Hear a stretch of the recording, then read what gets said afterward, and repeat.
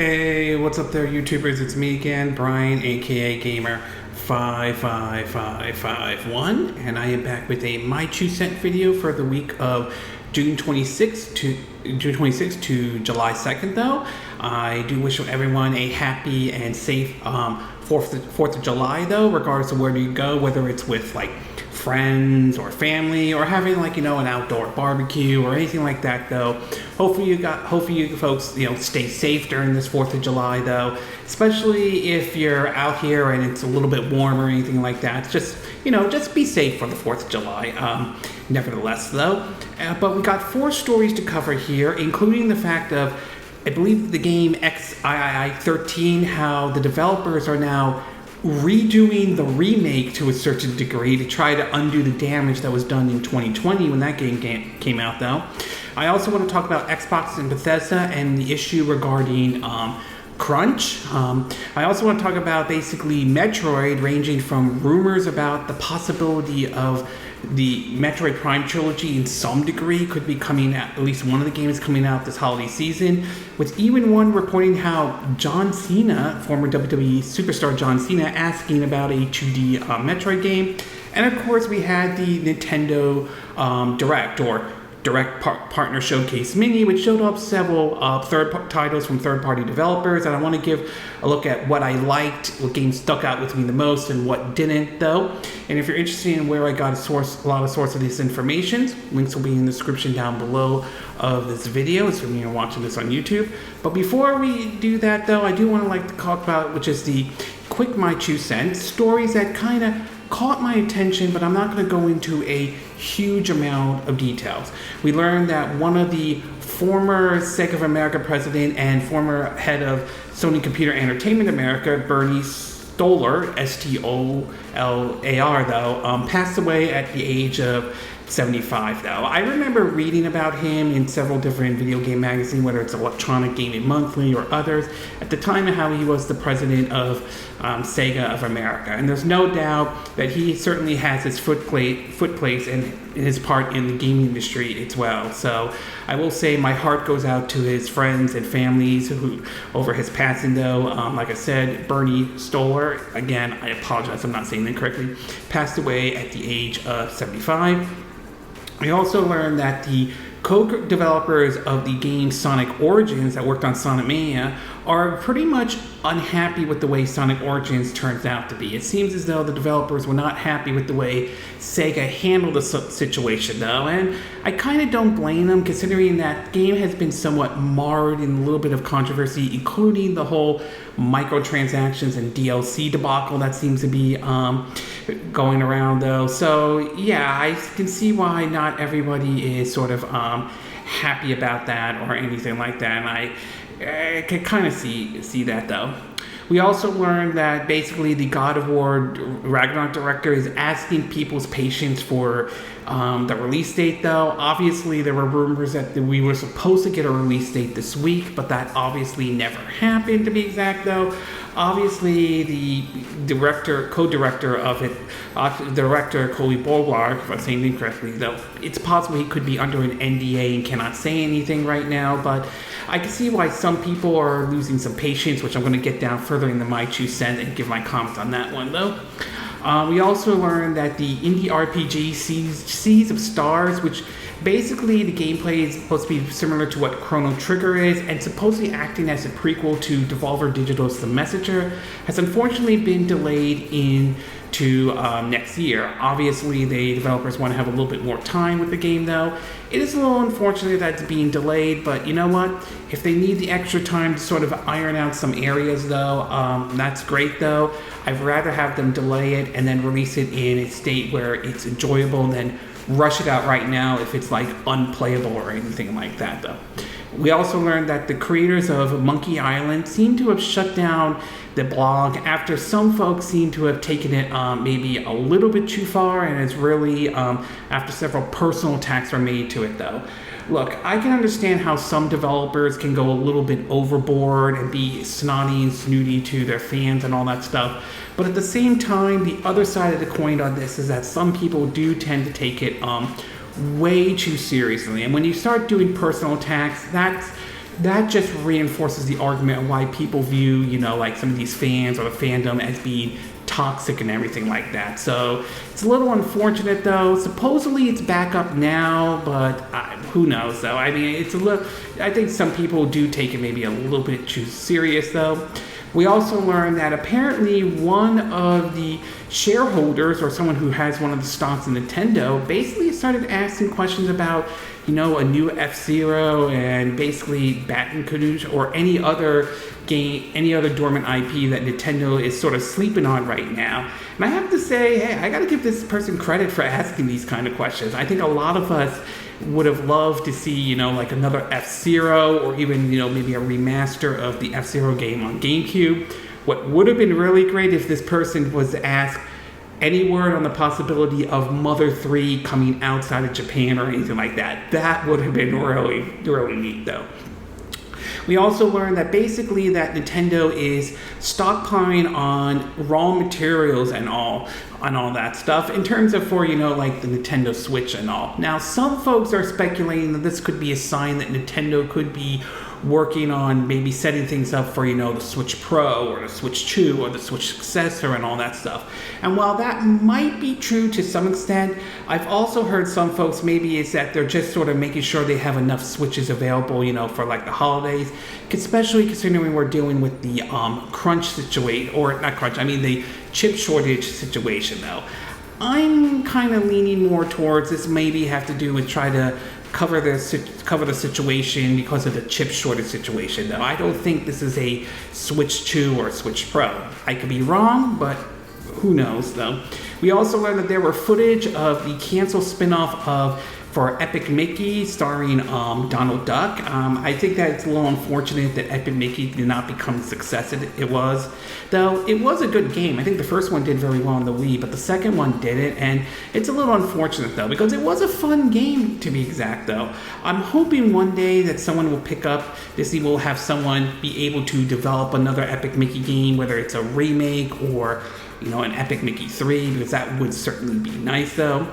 We also learned that basically there are some rumors going around that Bayonetta 3's release date might be October 28th though. Obviously this is a rumor, so we still have to wait to hear from Nintendo itself though. I'm hoping it's true, but until we hear official concrete evidence from Nintendo right now, I would treat this as a rumor over right now. We also learned that basically EA got roasted over them basically making comments about single-player games, and a lot of people went after them, including some of the former members who worked at Visceral, who went after their former employee to be exact, to the point that EA had to respond and sort of said they have to take an L on this one. Yeah, you're not in a great position to be talking about single-player games, especially your push for live service. Yeah, remember Anthem? Remember how well that went? How that all went down to be exact? So yeah, I think obviously EA should probably take that L though. We also learned that supposedly Cory Barlog has also responded to the online abuse that supposedly a lot of people have been getting lately, including one towards God of War, where it was recently been reported that not everybody is upset about none of people releasing information on when the game's going to come out, to even some going as far as basically doing, shall we say, pardon my language, dick pictures, taking pictures of their dicks and sending it over. It's like, really, look, I would like to see a release date for God of War, don't get me wrong, but when you start doing that, that's just taking it way too far. It's the same view I had with the whole Monkey Island situation. This is going a little bit out, sort of going way out of line and all that. We also learned that Knights of the Old Republic 2 from the Nintendo Switch just recently got a hotfix update, and supposedly this will adjust the game-breaking bug that seems to be in it, which if that's the case, great that they're addressing it though. I wish they had addressed it this earlier, but better late than never though. We also learned that scalpers are setting their sights on Xenoblade Chronicles 3 Special Edition, which I'm not really surprised by this and all, given the amount of money that they're putting up on eBay. I really think I think Nintendo really mishandled the Xenoblade Chronicles 3 Special Edition. We also learned that apparently hackers have found supposedly Half-Life in the Switch version of the Portal 2 collection, though, which after hearing that, I definitely would love to have seen, would love to see Half-Life come to the Nintendo Switch. And last but not least, we learned that Australia retailers potentially are leaking basically a Switch port of Sword Art Online Alicization could be making its way over to the Nintendo Switch, which if that is true though, my guess is it's going to follow the same route that Hollow Realization and Fatal Bullet was, which here in the US will probably be available digital only, and if you want to import the game, you can, since the Switch is region free, and the import versions will probably have the physical version though. Okay, with the quick My 2 cent part now done, we'll get started with our first story, and this one has to do with the Direct, or shall I say the Nintendo Direct Partnership Mini. Now, before this week though, there were rumors about the possibility of a Nintendo Direct, to some people wondering, will Nintendo do one this year or do one this month or not though, especially considering E3 was not happening this year though there are claims that next year E3 will happen though. Well, basically after waiting and waiting, rumors started to pop up about this, and then we learned from Nintendo that we had an official Nintendo Direct Partnership Showcase though. It was about 25 minutes long though, and I will say there were certainly a couple surprises though, and there were some games that definitely stood out for me the most though. I mean, yes, there were some other games like Dragon Quest Treasure, to let's see, what were some other ones? Monster Hunter Rise Sunbreak and all that stuff, and of course Return to Monkey Island and Disney's Dreamland Valley, which, you know, that doesn't really interest me ever. It's in early access and all that though, or Super Mario Man R2. But nevertheless though, we had one, and I will say this one was pretty good though. I will say there were certainly some surprises though, but nothing earth-shattering though, but it was definitely a good mini direct, especially for its partner showcase. So what I'm going to do is basically tell you the games that they announced though, what I did like, and ones that I didn't like / I'm kind of mixed on right now, to be exact though. The first one obviously is the announcement I think a lot of Nintendo fans have been waiting for, and that is Persona 3, 4, and 5. Persona 3, I think, Golden Portable, Persona 4 Golden, and Persona 5 Royal. This is one announcement I think a lot of Nintendo fans were hoping to hear for quite some time though, and no one knew if Aulx was going to bring it over or not. We've heard rumors in the past, but none of them came to fruition until this reporter this Spanish reporter pointed out that the Persona-related games were going to be announced, and it turned out to be the case. I'm glad these three games are coming over to the Nintendo Switch though.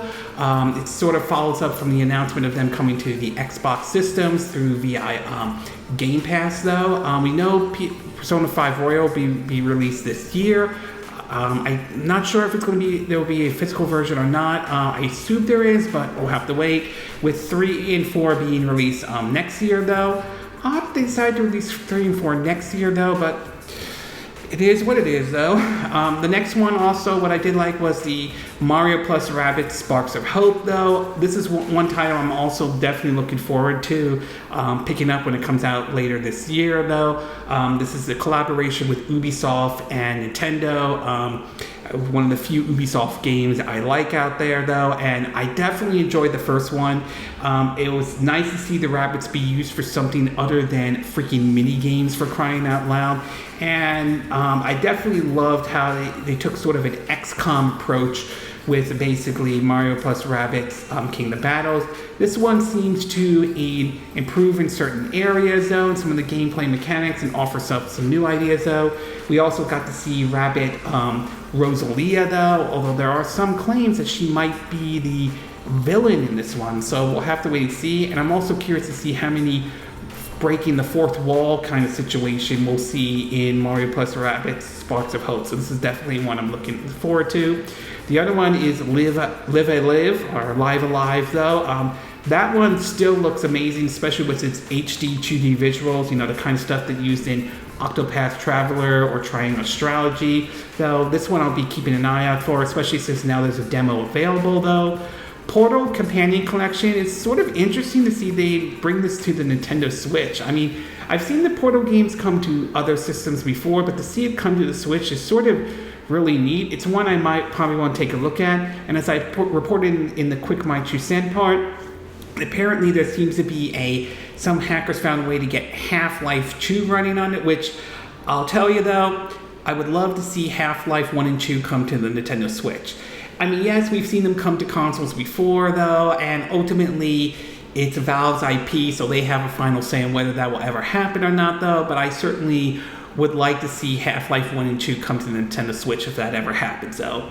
Harvestella is another one though. This one looks really interesting. It looks like it's Square Enix take on the Rune Factory type of games, and I do enjoy the Rune Factory games, so I'll definitely keep an eye on this one. RPG Timed The Legend of Wright. This one looks interesting because it looks like sort of like a little kid's book with hand drawing with an RPG mechanic. So that one I'm definitely going to keep an eye on. That one looks really neat. And finally, NieR Automata, the end of YoRHa edition, though. I think a lot of us would have waited to see NieR Automata come to the Nintendo Switch.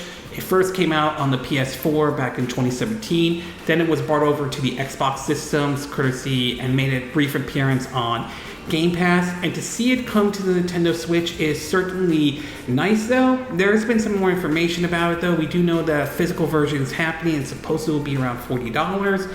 From what I've been hearing so far, and that in terms of resolution and frame rate, it's going to be, from what we've been hearing, 1080p docked, 720p in handheld, not bad, but supposedly running at 30 frames per second though. That, I understand not everyone will be happy about that though, but I mean, if it's a stable 30 frames per second, that would be fine though, but I understand why some people would like it to have it run at 60 frames per second, although there are claims that NieR Automata on the PS4 and the Xbox systems didn't always run in a smooth 60 frames per second though, but it is what it is. But glad to see this game come over though.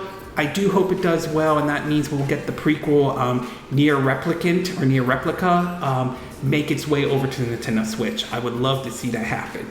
As for what I didn't like, or I'm kind of mixed up, the first one has to do with Mega Man Battle Network Legacy collection though. Now, I never really got into those games back then, but to hear them announce them and come over here, it certainly is nice and all, but to me, I do wonder if we're going to get a physical version or not, or if it's going to be like how it was with the Mega Man X collection or the regular Mega Man games, where it's basically one cart with one half of it and the other ones have to be downloaded, which I'm not really a huge fan of that approach, to be exact. So I'm a little iffy about that, but we'll have to wait and see. Also, the fact that it's skipping the Xbox systems is sort of a bizarre thing, considering that other entries in the Mega Man games, other collections, though, have made their way over to the Xbox systems. And last but not least is Sonic Frontier, though.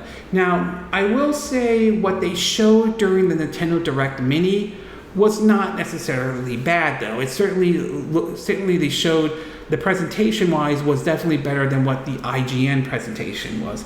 And of course, what they showed, the Switch version, is not as bad as I thought it was going to be. Obviously, it's not going to look as good as the PS4 or Xbox, the PS5 or the Xbox Series S and X or PC version, though, but it certainly didn't look bad either on the Nintendo Switch. But I still can't shake the feeling, and pardon my language though, that Sega is going to fuck this up in some ways though. I mean, they have been known to screw up Sonic in one way or another. Yes, there have been successes though. Sonic the Hedgehog 2 movie has done very well though, and we've seen Sonic Mania and other games have done well, but when you take into account how some of the 3D Sonic games haven't been well received, combined with what we've been hearing about how the development of Sonic Origins went, to me, it just raises a lot of red flags right here, and I just feel that Sega's just going to screw up Sonic Frontier one way or another. I could be wrong on this, but right now, I'm not really entirely convinced in regards of Sonic Frontiers. But overall, though, I will say this was a good partnership direct, though. Some pretty neat announcements, to be exact, though. Some games stood out for me the most, though, and there are definitely some I'm looking forward to, such as NieR Automata, Mario plus Rabbids Sparks of Hope, and other games, though. So certainly, I will say, as far as this partnership direct goes, I would say this one was good, at least in my book, though. Okay, we're going to take a quick break. When we get back, we'll get to part 2, and this one has to do with Metroid, particularly the Metroid Prime, to even former WWE superstar John Cena asking for a new 2D Metroid game. So we'll take a quick break, and we will be right back.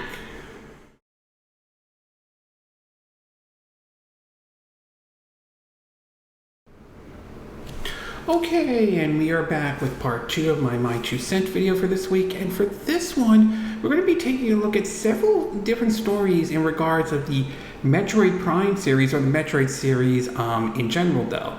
Now, the series itself, of course, in 2021, launched Metroid Dread, the long-awaited sequel to supposedly, Metroid Fusion and all that was released back in 2002, though. It's supposedly the last entry, at least at that part of the Metroid series, though.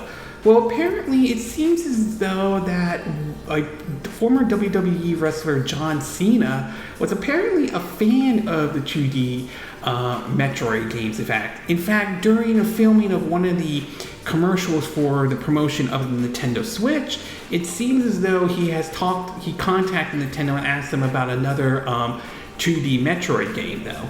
In an article published by Nintendo Life, it reads that, quote, back in 2017, the professional wrestler filmed a number of promotional ads for the Switch, which include him playing consoles in unexpected places while also being presented at events where fans can play One-Two-Switch at pop-up locations, though. Side note, apparently there's supposedly talks about a sequel to One-Two-Switch, but Nintendo has no idea what the hell to do with it, though.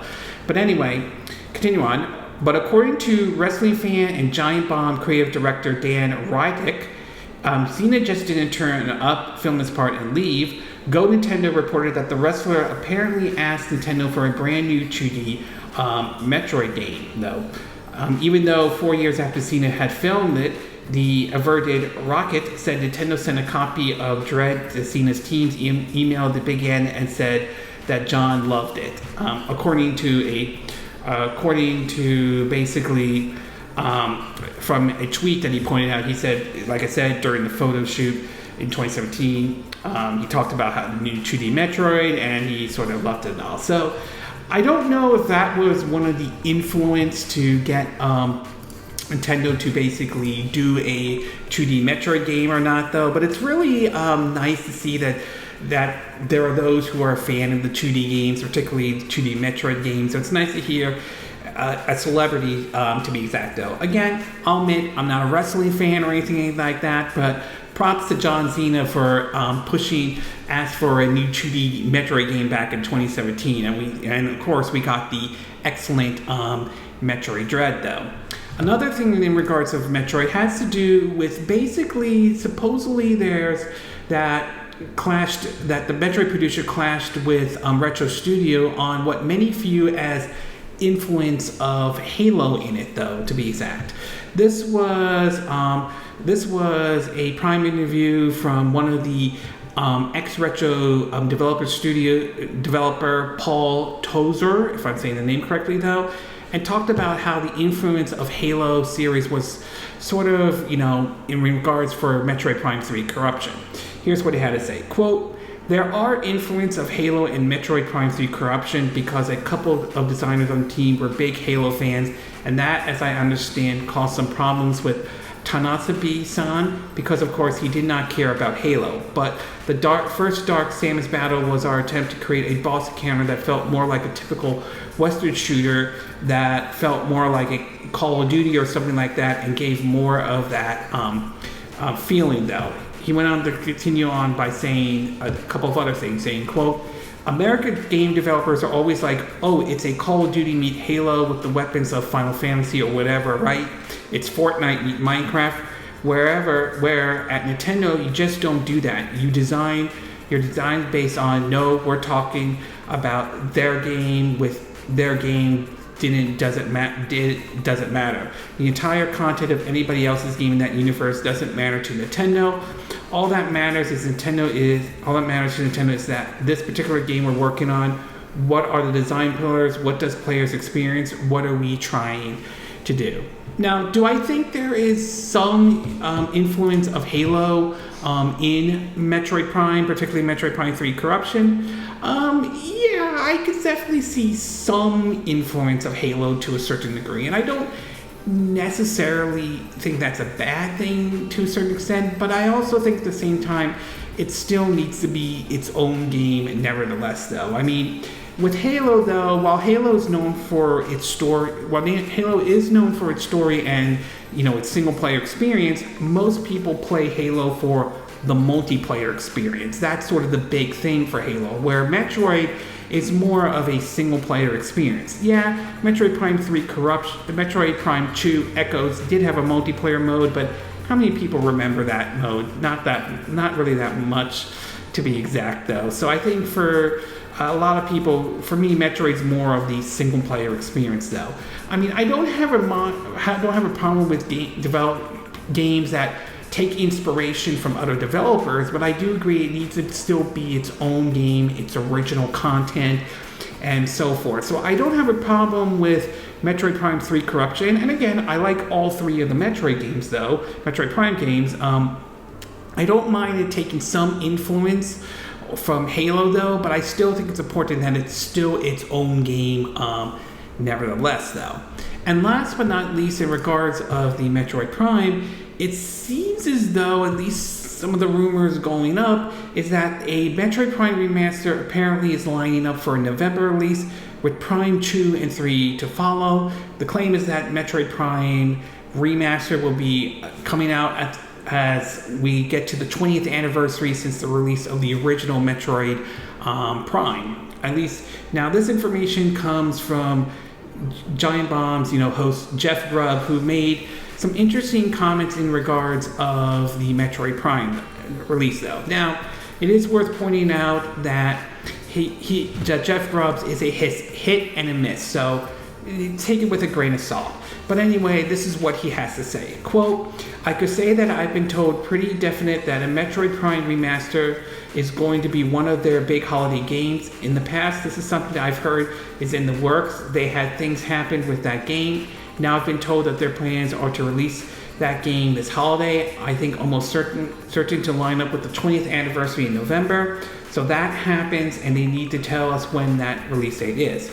He also thinks that the remaster will feature dual analog controls and gyro aiming to help prepare gamers for those new elements in the upcoming Metroid Prime 4, which we still haven't heard about any capabilities since the development was restarted 3.5 years ago. Grubb went on to further plans for remasters for both 2 and 3, which he believes will launch at a later date. He said, quote, "They're also pretty much done. It sounds like, but Nintendo being Nintendo is going to hold on to them and will likely drop them along the road. However, Nintendo decides and to what order to release their games, they're going to do that, but they're going to do it separately, it sounds like." According to his source, Grubb also thinks that while the first game is getting the big remaster treatment, the second 2 entries might see some modest updates. And Metroid Prime 1, my understanding is that it's getting the big remaster treatment, and then Metroid Prime 2 and Metroid Prime 3 are sort of getting, they'll probably get like an update controls and things like that, but they're not getting quite the same overhaul that Prime 1 is getting. So I will say on this though, assuming this rumor is true, again, Jeff Grubb has a history of being right and wrong on some of this stuff.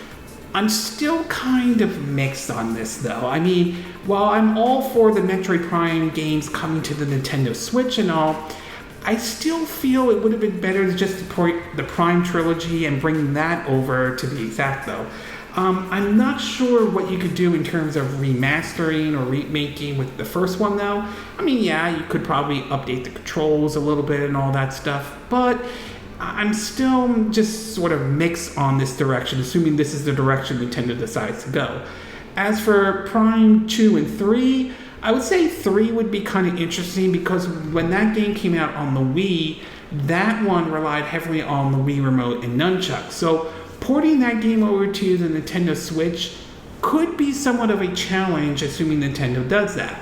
That being said, though, Skyward Sword was ported over to the Nintendo Switch.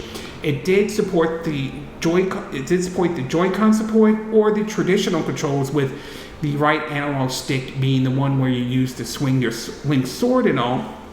And while it's far from perfect, though, it didn't prevent the game from being a success for Nintendo. So it's possible Nintendo may find a way in terms of the controls from Metroid Prime 3 Corruption to make it work here, especially if you're playing the Switch in portable mode or if you have a Switch Lite for that matter. So overall, very interesting in all this information we heard about in terms of Metroid, though.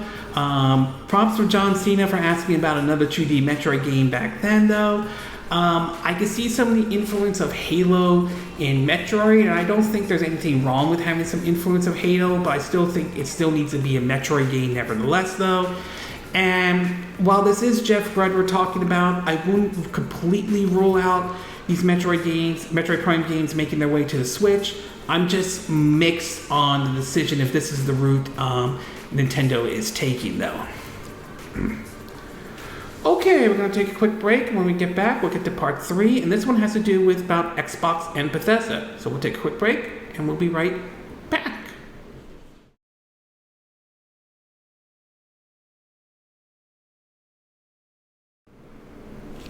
Okay, and we are back with part 3 of my 2 cent video for this week, and for this one, we're going to be taking a look at the situation with Xbox and Bethesda, and the recent report coming up about the issue of crunch. Now, this is an issue that has sort of been a problem for the gaming industry as a whole, though. We've seen issues where some development studios or some employees or some developers go through basically going through like long hours and all to try to push to get the games sort of like out the door and all that stuff, and with not so great results.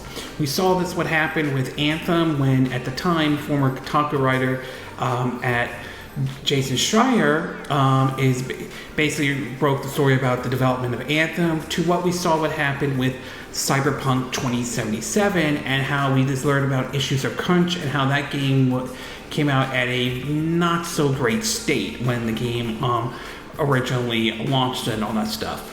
Well, apparently it seems as though some folks in charge of Xbox have started to address the issue of crunch, and this has to do with a report that came out about the development of Fallout 76 and how crunch was used to try to get that game out, and we all know how that game turned out when it originally launched, though.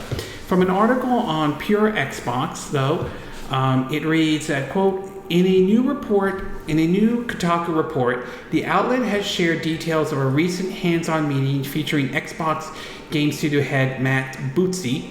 He touched on the various aspects of the Xbox business, including continuing handling of its studios and how the company is working on integrating with the likes of Bethesda and other big teams. According to the report, which claims to have seen video evidence of the meeting, the Xbox executive spoke out about crunch culture, particularly at Bethesda, and how he believes it's changed as time goes by. Here's what he had to say. Quote, crunch culture is, if you go back 10 years ago, it's a little unfair to put that on one studio. It was just part of the industry. I don't say that to justify it, I just said it was part of the culture of the industry. I literally slept under my desk early in my career, and we look at that like a badge of honor. I know from talking to Bethesda's leadership that we do not have a situation where people are crunching, and we got this bullying atmosphere. I'm confident about that. Starfield's delay should be a good sign that the team is being given the time needed to finish up the Xbox project these days, compared to a recent report that suggests developers were crunched on Fallout 76 back in 2018. Bootsy also spoke broadly about conditions at Xbox Game Studios, assuring players that there's an avenue for them to report that employees' concerns anonymously back to us goes through HR, though. Now, Again, this is a very much of an issue that I think the industry as a whole needs to do a better job addressing, though. As much as I like video games as much as the next person, though, the people who develop the game are basically human beings. They have friends and families and all that stuff, though. And to hear about the stories about them crunching all the way to just to get the game out the door is inexcusable and unacceptable, though. I would like to say I believe what the head of Xbox is saying is correct, and it certainly sounds like it's correct, though. But again, actions speak louder than words, though, and we need to really see the proof that they are making sure that they're not hitting the crunch thing, though. Crunch situation, though. I'm glad Starfield is being delayed into next year to not go into the crunch situation, though. Obviously, what they showed at Xbox Bethesda Showcase certainly garnished plenty of mixed response to basically how the game turned out to be, though. But I do hope that what they're saying is true, and that means that there is a change in the culture, though. Crunch does need to come to an end, and most definitely, though, to be exact.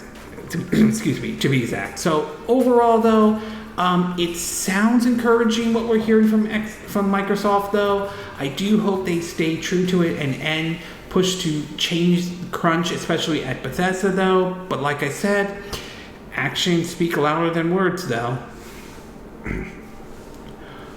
Okay, we're going to take a quick break. When we get back, we'll get to our fourth and final part, and this one has to do with the game 13 and basically the remake getting a redo or something like that. So we'll take a quick break and we will be right back.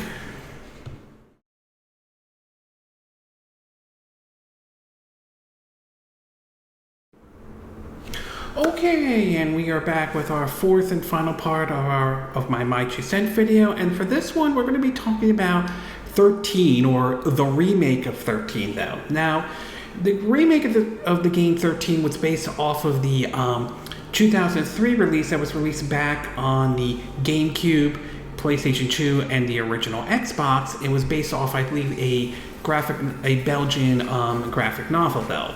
And in 2020, the game got a remake courtesy of the French publisher Monoclore, if I'm saying the name correctly, though. The original was published by Ubisoft, and the game was originally supposed to come out to the Nintendo Switch, but it didn't come out at the time the PS4 and the Xbox One version came out. Supposedly, it got delayed. But when those versions came out, oh boy, there were a lot major backlash, ranging from changes from what the characters look like to right down to the fact that the game was unplayable, broken, glitches, so many bugs in the game. It got terrible reviews. Not to mention stories of the developer of the remake, PlayMagic, which Matt McMuscle's What Happened series did a video on. Turns out to be the CEO was not a great person, to be exact.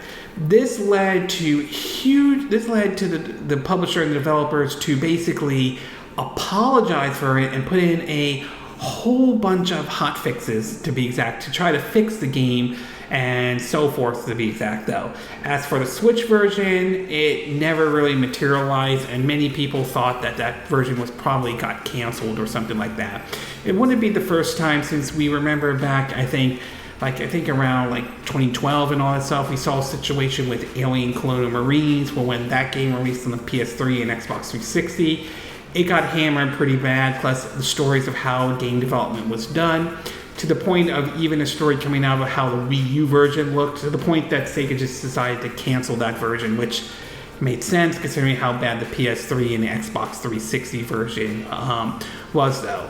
Well, recently this week, it seems as though that the publisher of the 13 remake is going to basically do what essentially is a do-over and try to release a more updated version. On top of that, it does look like that version will also be coming to the Nintendo Switch as well, though. There are several articles that point this out, though, but a lot of them do point to a couple of things, though. A breakdown in terms of what this remake of a remake, though, will be. They're basically pointing out the game will have redefined art style, enhanced AI, rework HUD, revamped sound design, 30 frames per second, 30 FPS on the Nintendo Switch, while PS5 and Xbox Series S and X will get 60 FPS, and online multiplayer up to 2 to 13 players though. The developers also acknowledged how the XIII remake fell short of expectations. Publishers. Here's what they had to say. Quote, "We are fully aware and terribly sorry that the initial launch of 13 Remake on the PS4, Xbox One, and PC did not reach players' expected quality standards," Microid's CEO said in a statement. "A bit more than a year ago, we took the decision to hire the studio Tower 5 to finish development of the game. Tower 5's worked with us in the past, notably on great ports like Anna Christine, the ABC Murders on Nintendo Switch. We really want to take time to fix the game and offer owners of the remake a free update playing the best possible tribute to the original game that we all love, though." They also mentioned how that the Switch version, though, will also, let me see if I can find it, though. Oh, yeah, I think they mentioned that Switch owners will receive also the updates due, minus the 30 frames per second, though. They mentioned how Play Magic will not contribute to is not contributing to the remake at all, or anything like that. Is it possible this game could get redemptions and all that stuff and basically make a comeback?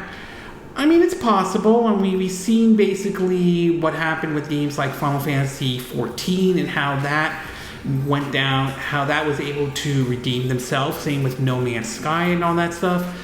But at the same time, though, it's going to be really hard to convince a lot of people who felt burned after what happened to the remake, though. I mean, we saw a similar situation with the GTA trilogy and how that was launched in an extremely poor state to the point that they had to offer hotfixes. Rockstar had to apologize and put the original versions of the GTA trilogies back on PC, but only through the Rockstar launcher, to be exact, though. And judging by some of the Switch gameplay footage they showed, though, that looks rough. That looks pretty rough, at least for the Switch version, to be exact, though.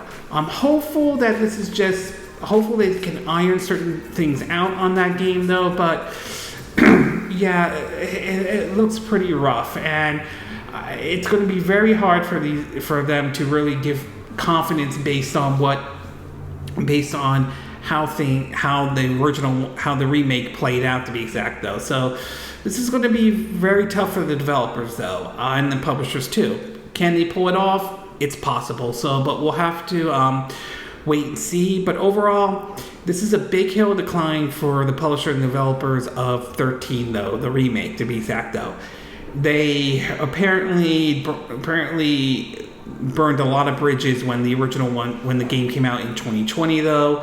And while I applaud them for basically redoing the remake, to be exact, it's still going to be hard. It's going to be very tough for them. So we'll see if it plays. We'll see how this all plays out. But right now, it's not a great position to be in right now for the developers, though. But I'm rooting for them. I'm hoping they're able to succeed and all that. Okay, this concludes this My 2 Cent video for this week. And again, these are my opinion. What are yours? What are your thoughts about this Nintendo Direct Partnership Mini, though?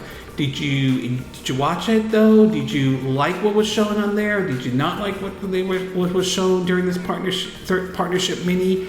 Were there games you wish that they had actually shown during this partnership Mini, though? What are your thoughts about some of the story about Metroid, though?